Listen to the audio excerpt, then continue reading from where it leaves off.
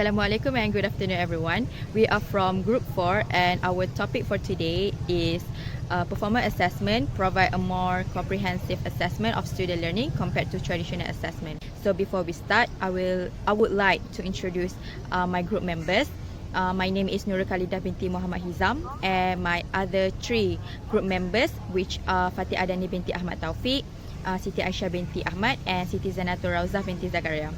So I will talk about the general differences between performance assessments and traditional assessment. So by definition, so the first one is performance assessment. What is performance assessment? Performance assessment is the direct observation assessment of the teachers by judging and rating our students' performance based on the pre-established performance criteria, or also known as rubric. And what kind of performance that we as teachers evaluate from our students? We evaluate them by their knowledge and skills. And this assessment requires students' knowledge and skills, and we as teachers, we evaluate their cognitive skills such as critical thinking, decision making towards a particular task that we give for them. And also this assessment assess students' ability in applying his or her knowledge and skills to real life problems. So by general, this performance assessment is more to polish the students' soft skills while they have a strong comprehension towards a subject or topic that they learned at the school.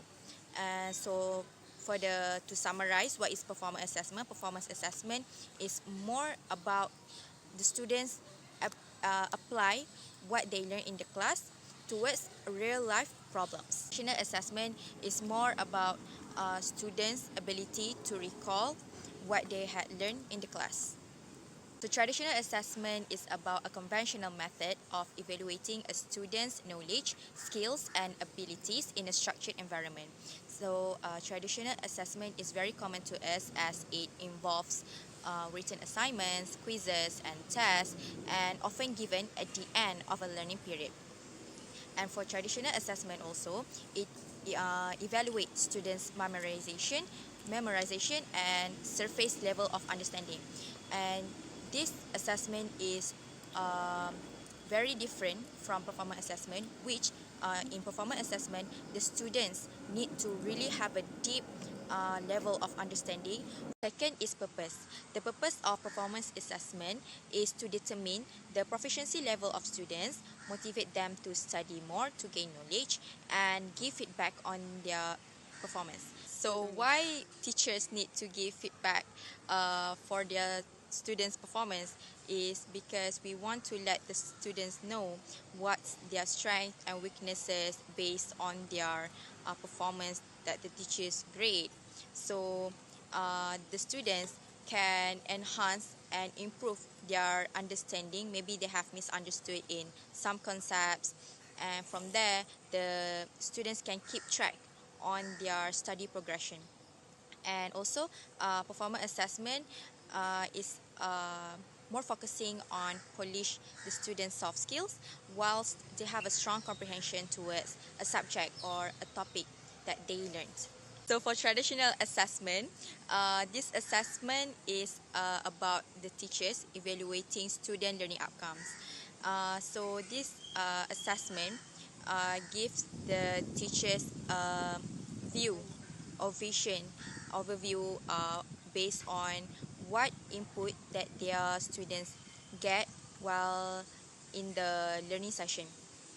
And also this assessment is often contributing to their final grade.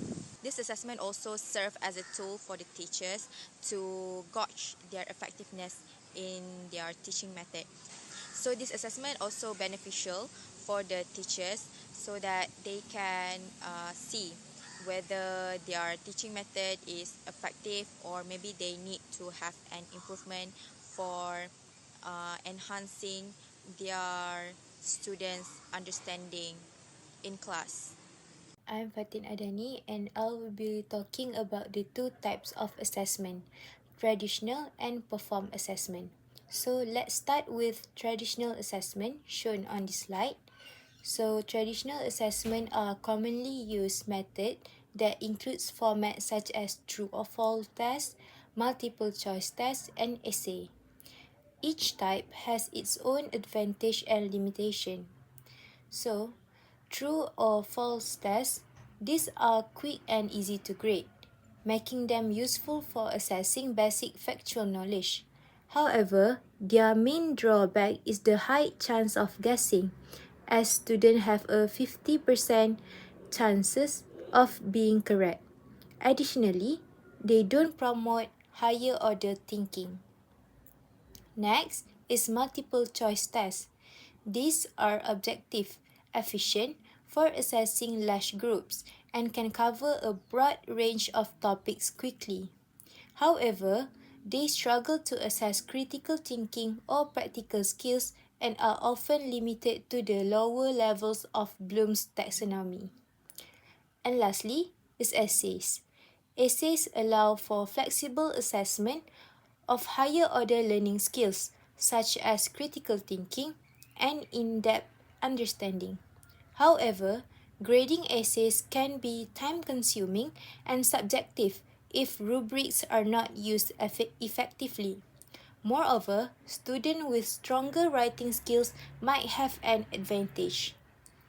Now that we've covered traditional assessment, let's look at perform assessment.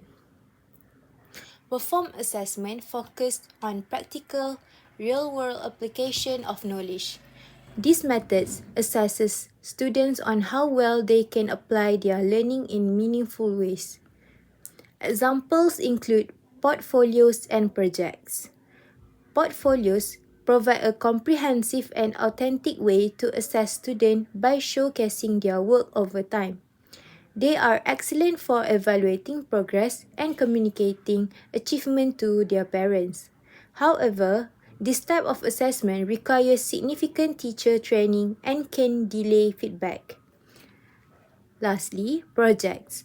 Projects stimulate real-world problem solving and encourage interdisciplinary learning. They foster creativity and critical thinking. On the downside, projects are time-consuming for both students and evaluators, and they often require resources that might not always be available. In summary, both traditional and perform assessment have their strength and limitation. Choosing the right approach depends on the goals of the assessment and the resources available.